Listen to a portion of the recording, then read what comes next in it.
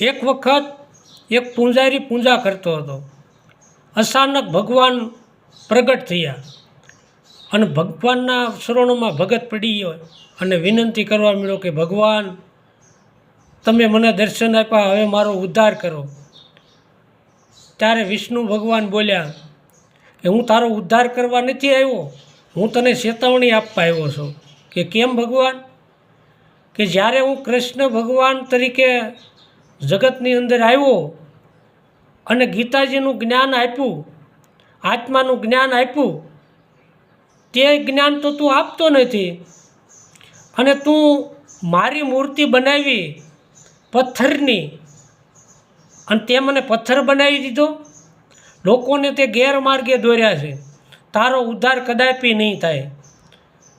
હું તને શાપ આપું છું કે તું છે ને બળદ થઈ અને અવનીમાં આવીશ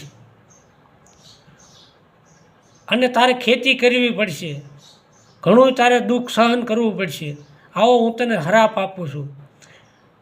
એટલે ભગવાનની ભક્તિ કરવી હોય ને તો સાચા અર્થમાં કરાય, કોઈને ગેરમાર્ગે ન દોરાય, નહીંતર ભગવાન એમાં રાજી નથી. જેમ બળદનો શાપ આપ્યો એમ ભગવાન આપણને પણ શાપ આપે. એક ભાઈ ગણપતિના મંદિરે ગયા અને ગણપતિને પગે લાગીને કે હે ગણપતિ દાદા, મને રિદ્ધિને સિદ્ધિ આપો. અને એમાં ગણપતિ દાદાનો મગજ છટક્યો, ધુઆ ફુવા થઈ ગયા. કે એટલે હરામી, તું મારી બાયડીની માંગણી કરેશ, મારી પત્નીની માંગણી કરેશ, હું તને એ આપી દઉં. પણ અત્યારના ભક્તો ગણપતિ પાસે પણ રીધિ સિદ્ધિ માગે છે. ગણપતિએ કીધું કે તું રીધિ સિદ્ધિ માગી ને? તો કે હા. તો કે તને શરમ ન થઈ કે કોઈની પત્નીને માગવી? જા, હું તને શાપ આપું છું કે ગણપતિ કે તું ઉંદર થઈ જા. કાં તો ઉંદર બની ગયો, શું શું શું મીડો કરવા. ગણપતિ કહેવા શું શું કરે કે ગમે એ કરે, હવે તને છોડવું નહીં. ત્યારથી ગણપતિ દાદાએ છે ને એની ઉપર સવારી કરી. એ તો બેટા પણ રીધિ સિદ્ધિને બે હાર્યા. ત્યારે ઉંદર શું શું કરતો પ્રાર્થના કરવા માંડ્યો કે હે દાદા, હવે પછી હું કોઈ દી રીધિ સિદ્ધિ નહીં માગું, હું તમારી પૂજા કરીશ. તો કે હવે ગમે એ કરીને આ કર્મ તે જે કર્યું છે ને એ તારે ભોગવવું જ પડશે.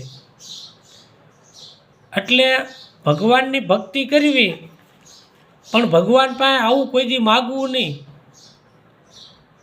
એક ભાઈ કૃષ્ણ ભગવાન પાસે ગયા અને ભગવાનને કીધું કે હે ભગવાન, મને ધન દોલત, સારો પરિવાર બધું આપો, હું તમારી ભક્તિ કરું છું. ત્યારે ભગવાન કોપાયમાન થયા કે હે ભગત, તું ખરેખર ભગત નથી. તો કે કેમ? તો કે જે ગાયને મેં મસ્તક ઉપર ધારણ કરી, જે ગાયનો મેં મહિમા ગાયો, જે ગાય માતાનું માખણ મિશ્રી મેં ખાધા, ગાયોની સેવા કરી, એ ગાયોનું તું કતલ કરી રહ્યો છો. અને ધર્મના નામે તું ધંધો કરી રહ્યો છો. ગૌશાળા બનાવી અને મારી જ ગાયોને તું કતલખાને મોકલી રહ્યો છો સાના ખૂણે. ગાયોને તો વાસરડીઓને મોટી કરી અને ધંધો કરી રહ્યો છો. અને લોકોને તું કહેશ કે હું ગૌ ભક્ત છું.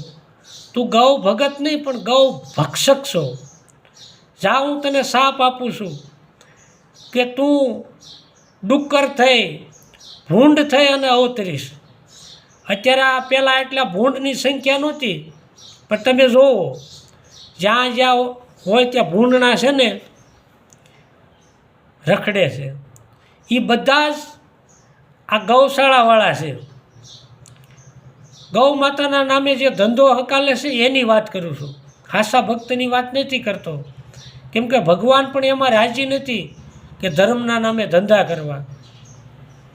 ઘણા કથાકારો કથા કહેવાના લાખો રૂપિયા લે છે.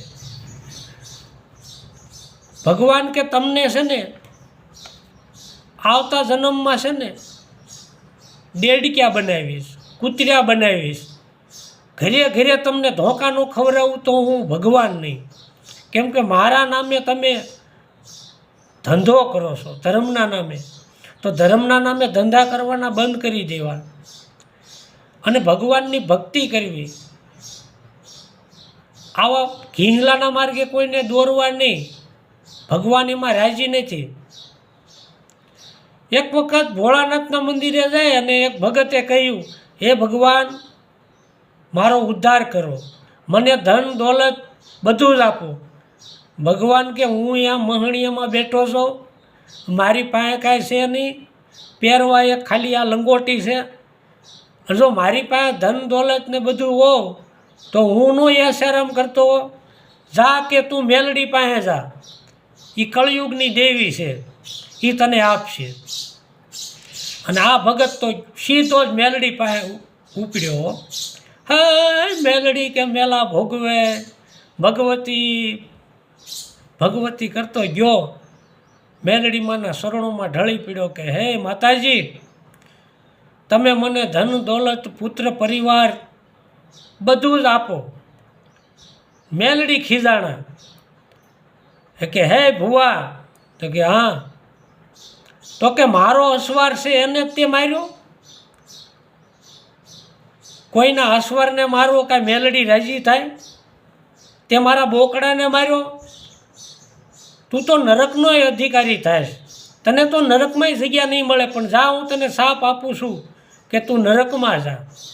કે આમથી બહુ સરા આવ્યા કે બેન વાત સાચી છે કે આને તો મારા વાહનને છોડ્યા નથી, આને કેટલા કુકડા માર્યા છે, કેટલું ભક્ષણ કર્યું છે, અને પાછા બહુ સરાની ભક્તિ કરે છે. કે આમથી ભગવાન વિષ્ણુ આવ્યા કે વાત સાચી છે. આ બધા ધર્મના નામે ધંધો હકાલે છે, આ બધા જ નરકના અધિકારી થવાના છે. એટલે ધર્મના નામે આવા ધંધા કરવા બંધ કરી દો, અને મેલડી માના નામે બોકડા કાપવાનું બંધ કરો, બહુસરાના નામે કુકડા કાપવાનું બંધ કરો, ખાવાનું બંધ કરો. માતાજી તો રાજી થાય છે. આવી રીતના ધર્મના નામે ધતિંગ કરવા રહેવાય દો, આ દાણા સૂથવા રહેવાય દો.